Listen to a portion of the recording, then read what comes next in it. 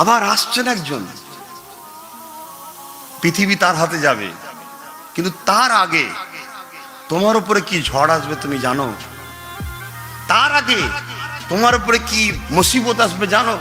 রসুল বললেন, যেমন পানি বর্ষণ হয় টালির উপরে বা ছাতের উপর ঝরঝর করে পড়তে থাকে পানির টোপা, ওই রকম মুসিবত আসবে, ওই রকম একটার পর একটা আসতেই থাকবে। এটা সেই সময়।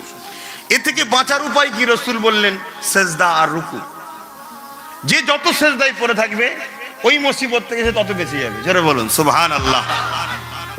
সেজদাই পড়ে থাকো, ঘরে হোক, মসজিদে হোক, বাইরে বেরো না, সেজদাই পড়ে থাকো। ফিতনা জড়িয়ে যাও, কিন্তু বাইরে বেরোবে কারবার ব্যবসা বাণিজ্য বন্ধ না, ওটা তুমি যাও দোকানে বসো, হালাল ইনকাম করো, ব্যবসা করো, খদ্দের আছে তার সাথে মাল দিচ্ছ, মনে মনে কিন্তু তুমি আল্লাহ আল্লাহ, এত জোরেও নয়, তোমাকে মনে মনে পড়ো, তোমার মালিক ঠিক তোমায় বাঁচাবে।